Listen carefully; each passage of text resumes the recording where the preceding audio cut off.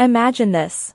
It's Tuesday morning at 6:40 a.m., and you're crawling through traffic on the same packed highway you've driven down nearly every workday for years. Your coffee is sitting in the cup holder, and a podcast is playing in the background, helping you convince yourself that this daily drive really isn't that bad. 40 minutes each way. It could be worse, right? Some people spend over an hour on the road. You switch lanes, inch forward a few feet, then stop again. Traffic is moving at little more than a walking pace. Meanwhile, your brain is already counting down the minutes until you finally reach the office. Maybe another 25 minutes. Maybe 30 if traffic stays this bad. You'll arrive around 7:35 a.m., sit at your desk until 5 p.m., and then repeat the exact same journey in reverse. But while you're sitting there staring at brake lights, something important is happening that most people never notice. You're not simply commuting. You're already working. Those 40 minutes in the morning and another 40 in the evening add up to 80 minutes every single day that your job requires from you, yet you're paid absolutely nothing for them. Your employer gets your time. They get your energy. They get your stress. They get the fuel, maintenance, and depreciation costs that come with driving. And in return, they pay you exactly $0. Maybe you believe you earn $62,000 per year working a standard 40-hour week. But once you account for the real-time commitment and the actual cost of getting to work, the number looks very different. In reality, you might be earning something closer to $47,000. That commute didn't just cost you time. It quietly stole a raise you never realized you deserved. My name is Della, and I spend an unhealthy amount of time digging into the hidden expenses that slowly drain people's finances while most never even notice they're happening. If you've ever looked at your paycheck and wondered why it doesn't seem to stretch as far as it should, or if you're completely exhausted every Friday despite technically working only 8-hour days, hit that subscribe button and give this video a like if you find it helpful. Because today we're exposing one of the biggest financial traps most workers accept without question. The first thing people misunderstand about commuting is that they've been trained to think of it as neutral time. It isn't considered work because you're not physically in the office yet. But it isn't personal time either because you're traveling specifically for your job. So it exists in this strange gray area where nobody really counts it. And that's exactly why it's so expensive. Let me introduce you to Della's friend, Sam. Sam is 33 years old and works in accounting for a medium-sized company earning $68,000 per year. After taxes, his take-home pay comes out to roughly $50,000 annually, or about $4,170 per month. His office is downtown. Unfortunately, affordable housing isn't. So he lives in the suburbs, where rent is manageable but the commute is unavoidable. Every morning he leaves home early enough to make the 35-minute drive into the city. Every evening the trip home takes around 50 minutes because rush hour traffic is even worse. He does this 5 days a week, 50 weeks per year, taking only 2 weeks off for vacation. Now, if you asked Sam how much he works, he'd probably say something like this. He arrives at the office around 7:30 a.m. He leaves around 5 p.m. He gets a 1-hour lunch break. That means about 8 hours of actual work each day. 40 hours per week. A standard full-time schedule. At $68,000 annually, that works out to roughly $32.70 per hour before taxes. Sounds reasonable. But that's only if you ignore everything surrounding the job. Let's look at Sam's real schedule. The schedule his employer benefits from. He wakes up at 5:40 a.m. every morning. He spends about 35 minutes showering, getting dressed, grooming himself, and preparing for work. That isn't leisure time. He isn't putting on professional clothes because it's fun. He's doing it because employment requires it. Then he leaves home and spends 35 minutes driving to the office. He works throughout the day. After work, he spends another 50 minutes fighting traffic on the way home. Once he arrives, he's mentally drained. He changes clothes, talks with his spouse, complains about meetings that should have been emails, checks messages he missed during the day, tries to mentally switch from work mode back into personal life. That transition takes another 30 minutes. Add everything together and Sam's job consumes approximately 12.5 hours of his day. 12.5. Yet he's only compensated for 8. Now let's calculate what that does to his actual hourly earnings. Sam takes home approximately $50,000 per year after taxes. His job occupies 50 weeks times 5 days times 12.5 hours. That equals 3,125 hours annually. So let's divide his real income by his real-time commitment. $50,000 divided by 3,125 hours equals $16 per hour. Think about that for a second. He believed he was earning over $32 per hour. His actual earnings are closer to $16. The commute alone effectively cut his wage in half. But we're still not finished. Because commuting doesn't just steal time. It also steals money. Sam drives a Toyota Corolla. It's relatively fuel efficient. His daily round trip is about 28 miles. That works out to approximately 140 miles per week. Over the course of a year, that's around 7,000 miles driven solely for work. With average fuel prices hovering around $3.75 per gallon and his vehicle averaging roughly 34 miles per gallon, he spends about $770 annually on fuel just to get to the office. But gas is only the beginning. Cars wear out. Tires need replacing. Oil changes add up. Insurance costs money. Vehicle value depreciates over time. According to the IRS mileage rate for 2026, operating a vehicle costs approximately 68 cents per mile when all expenses are included. Multiply 7,000 miles by 68 cents and Sam is spending roughly $4,760 every year simply to reach the building where he earns his paycheck. Now let's subtract those costs from his take-home income. $50,000 minus $4,760 leaves him with $45,240. Then divide that by the 3,125 hours his job actually consumes. His real hourly wage falls to approximately $14.50 per hour. $14.50. For a position advertised as paying $68,000 annually. The commute didn't just eat into his paycheck. It quietly erased nearly half of it. And the reason most people never notice is simple. Nobody ever teaches them to do this math. At this point, some people are probably thinking, come on, Della. Everybody has to travel to work somehow. That's just part of being an adult. And sure, in today's world, most workers do have some kind of commute. But just because something is common doesn't mean it makes sense. And it definitely doesn't mean you should ignore what it's actually costing you. The reality is that employers have built the entire system around the assumption that workers will absorb those costs without questioning them. Think back to your last job interview. Did anyone ask how far away you lived? Did they offer to cover your commuting expenses? Did they increase your salary because your daily travel consumed extra hours of your life? Of course not. They offered compensation based on a 40-hour workweek, as the transportation magically happened on its own. As if you could simply teleport to the office every morning and back home every evening. Meanwhile, they're benefiting from much more than 40 hours of your life every week. They're getting your travel time. They're getting your energy. They're getting your attention before work even begins. They're getting hours that could have been spent sleeping, learning a valuable skill, exercising, building a business, or spending time with people you care about. And none of those hours appear on your paycheck. Now let's zoom out and see what this looks like over an entire career. Because this is where the numbers become genuinely shocking. Remember Sam? Let's say he started this position at age 26. He's now been doing the same commute for 7 years. Every workday he spends about 35 minutes driving to work and roughly 50 minutes driving home. That's approximately 85 minutes per day. Over a full year, that adds up to around 710 hours spent sitting in a vehicle. 710 hours. Every year. Multiply that by 7 years and you've got nearly 5,000 hours. To be more precise, about 4,970 hours. Now divide that by 24. That's over 207 full days of his life. More than half a year. Half a year spent staring through a windshield. Half a year sitting in traffic. Half a year waiting to arrive somewhere he never actually wanted to be. And remember, much of his work could easily be performed remotely several days each week. The only reason he's making that trip is because management prefers seeing employees in the building. Not because it's necessary. Because it's familiar. Now let's talk about the money. We calculated that Sam spends roughly $4,760 every year operating his vehicle for work-related travel. Over 7 years, that's more than $33,000. $33,000. Just for the privilege of showing up. But here's where it gets even more painful. What if that money had been invested instead?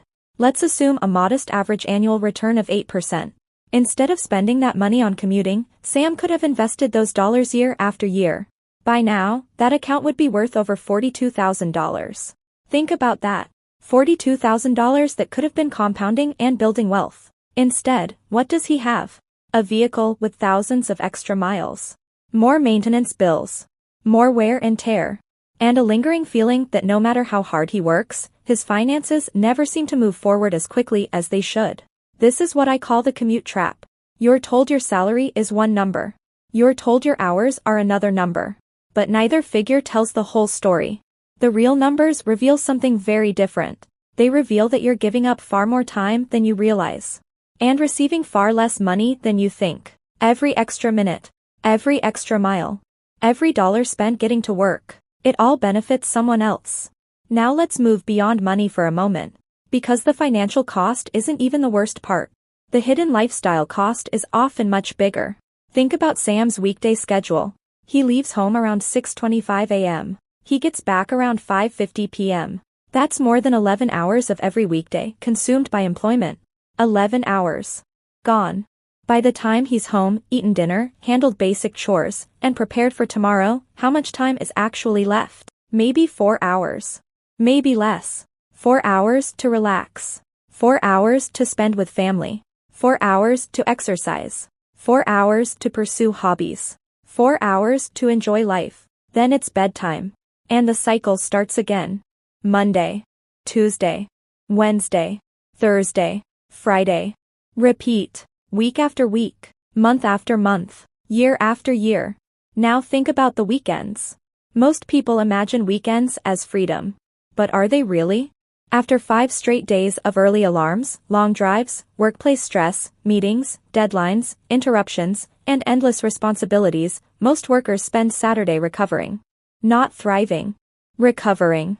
They sleep later. They lounge around. They scroll through social media. They catch up on errands they couldn't finish during the week because businesses closed before they got off work. Then Sunday arrives. And instead of enjoying it, they're already thinking about Monday. The commute begins stealing from them before it even starts. The anxiety arrives early. The dread shows up in advance.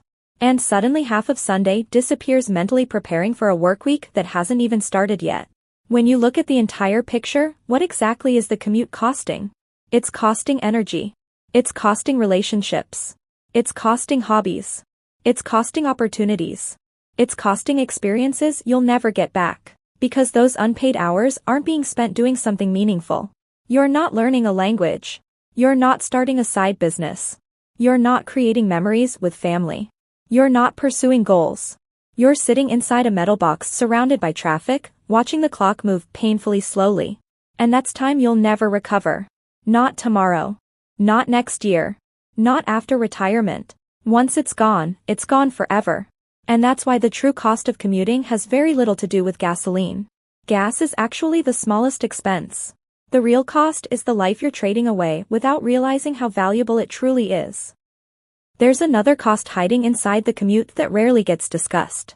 Most people focus on gas, maintenance, and wasted time. But the damage goes much deeper than that. It affects your health. And unlike fuel expenses, health costs don't show up immediately. They build quietly over years. Think about what happens during a typical commute. You're sitting for long periods. Your body remains in roughly the same position. Traffic creates constant low-level stress. You're watching the clock, checking the route, wondering if an accident ahead will make you late. Your mind never fully relaxes. Even if you don't feel stressed, your body often disagrees. Stress hormones rise.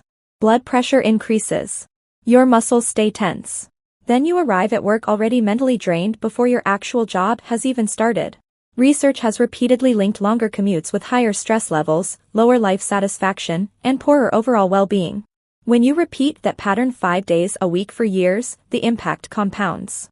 Back pain, poor sleep, weight gain, chronic fatigue, burnout. Many people assume these issues are simply part of getting older. In reality, some of them are the direct result of lifestyles built around work schedules that leave little room for recovery. And here's the frustrating part. You pay for those consequences yourself. You pay the medical bills. You pay the insurance premiums. You pay for treatments. You pay for medications. You pay for physical therapy. The employer benefits from your presence. You absorb the costs. That's a trade most people never consciously agree to. Now let me tell you about someone who finally questioned that arrangement. His name is Sam. Not the hypothetical version we discussed earlier. A real person I know. A few years ago, Sam was earning roughly $70,000 annually. On paper, things looked pretty good. Stable career, steady paycheck, professional position. Most people would have called him successful. But every day he spent nearly an hour traveling to work and another hour coming home. The commute wasn't terrible by modern standards. That's what made it dangerous. Because it felt normal. Normal enough that he never stopped to calculate what it was actually costing him. Then one weekend he sat down and added everything together. The time, the fuel, the vehicle depreciation, the maintenance, the stress, the missed opportunities. The total shocked him. Once he accounted for everything, he realized his effective earnings looked nothing like the salary advertised on his employment contract. He wasn't earning what he thought he was earning. And he certainly wasn't living the lifestyle he believed that salary should provide. So he tried the obvious solution first. He approached management and requested a hybrid schedule. Nothing extreme. A few remote days each week. He prepared data, productivity reports, examples from other companies. Evidence showing his work could be completed just as effectively from home. The answer was no. Not because the work required physical presence. Not because customers demanded it. Not because performance would suffer. The answer was simply that leadership preferred having employees in the office. They talked about culture, collaboration, team energy, visibility, the usual collection of corporate buzzwords. Sam left that meeting disappointed. But it ended up being the best thing that could have happened, because it forced him to explore alternatives. Instead of accepting the situation, he updated his resume. He started applying elsewhere. Within a few months he received an offer from a company operating entirely remotely. The position was similar. The responsibilities were familiar. The salary was slightly higher. Around $75,000 annually. Nothing life-changing at first glance. Maybe a modest improvement. But the real difference wasn't the paycheck. The real difference was what disappeared. The commute disappeared. Suddenly he wasn't spending thousands each year operating a vehicle for work. Suddenly he wasn't losing hours every week to traffic. Suddenly mornings felt calmer. Evenings felt longer. Life felt less rushed. During the first year, he used some of his newly recovered time to develop additional skills. Then he began freelancing. At first it was only a small side project. A few clients. A few hours per week. Nothing ambitious. But those hours would never have existed if he were still spending them behind the wheel. By the end of the year, the freelance work generated meaningful extra income. The following year it grew again. And the year after that it expanded even further. What started as a small side project eventually became a substantial second income stream. The interesting part wasn't that remote work magically made him rich. The interesting part was that removing the commute created space. Space for opportunity. Space for learning. Space for growth. Space for choices.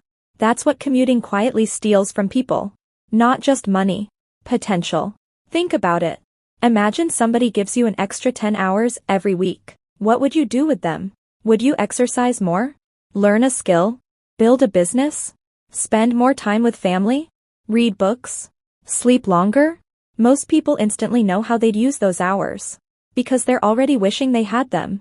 The problem is that those hours are currently being spent in traffic. Now let's discuss another possibility that people often ignore. Moving closer to work. I know what you're thinking. Housing near employment centers is expensive. And often that's true. But many people only compare rent or mortgage payments. They don't compare total lifestyle costs. Suppose someone pays $1,600 per month for housing in the suburbs. An apartment near work might cost $2,100. At first glance that's an additional $500 every month. Case closed, right? Not necessarily. Because the suburban lifestyle often comes attached to expenses people barely notice anymore. Vehicle payments, fuel, insurance, maintenance, parking, repairs, depreciation, hours spent commuting. When you add those costs together, the equation changes dramatically. For some households, eliminating a vehicle entirely can offset much of the increased housing expense. For others, reducing from 2 vehicles to 1 creates major savings. Then there's the value of time. Imagine replacing a 45-minute commute with a 10-minute walk, or a short bike ride, or a quick train trip. That's hundreds of hours returned every year. Hours that can be redirected toward health, relationships, income, education, or rest. Many people assume they're saving money by living farther away. Sometimes they are. Sometimes they're not. The only way to know is to run the numbers honestly. And that brings us to one of the most important ideas in personal finance. Opportunity cost. Every decision carries a hidden alternative. When you spend 1 hour commuting, you aren't just spending an hour commuting. You're giving up everything else that hour could have become. That's the real cost. The side business you never started. The certification you never earned. The investment research you never completed. The family dinner you missed. The workout you skipped. The book you never wrote. The language you never learned. Life is built from small blocks of time. And commuting consumes an astonishing number of those blocks. Over a decade, the total becomes difficult to comprehend. Over a career, it becomes staggering. Imagine recovering just 5 hours every week. 5 hours doesn't sound dramatic. Many people lose that much scrolling social media. But over a year, that's more than 250 hours. Over 10 years, that's over 2,500 hours. Over a 40-year career, that's more than 10,000 hours. More than an entire year of human life. A year. Not spread out across weekends. Not broken into fragments. An entire year's worth of waking existence. That's what many workers quietly surrender to commuting. And then there is the wealth effect. Suppose those commuting costs amount to roughly $4,000 annually. Invested consistently year after year with long-term compound growth, the numbers become extraordinary. Not because of luck. Not because of complicated investing strategies. Simply because money that isn't being spent can begin working for you. Year after year. Decade after decade. Compounding transforms seemingly small annual expenses into life-changing sums. Most people focus on today's gas bill. The real question is what that gas bill could have become if it had remained invested for 30 or 40 years. That's the question very few people ask. The most powerful financial shifts often don't come from earning dramatically more money. They come from eliminating expenses that provide very little value. A commute may feel unavoidable. For some careers, it truly is. But for many people, it remains unexamined. They never question it. Never measure it. Never compare alternatives. They simply accept it because everyone around them does the same. And that's exactly why the hidden costs continue accumulating year after year. The goal isn't necessarily to quit your job tomorrow. The goal is awareness. Calculate the numbers. Measure the time. Understand the trade-offs. Then make decisions from a position of knowledge rather than habit. Because once you see the true cost of commuting, it's impossible to unsee it. And once you understand what those lost hours could become, you'll start viewing every mile very differently. The biggest lie about commuting isn't that it costs money. It's that it doesn't count. Every mile, every minute, and every dollar spent getting to work is part of the real price you're paying for your job. The question isn't whether commuting is normal. The question is whether it's worth it. Run the numbers. Calculate your real hourly wage. Measure what your commute is actually costing you in time, money, health, and opportunities. Because once you know the truth, you have choices. You can negotiate remote work. You can find a closer job. You can move closer to work. Or you can consciously decide the trade-off is worth it. Just don't make that decision blindly. Your paycheck tells only part of the story. Your time tells the rest. And at the end of the day, money can be earned again. Time can't. So stop looking at what your job pays. Start looking at what it costs. And then decide whether the life you're buying is really the one you want.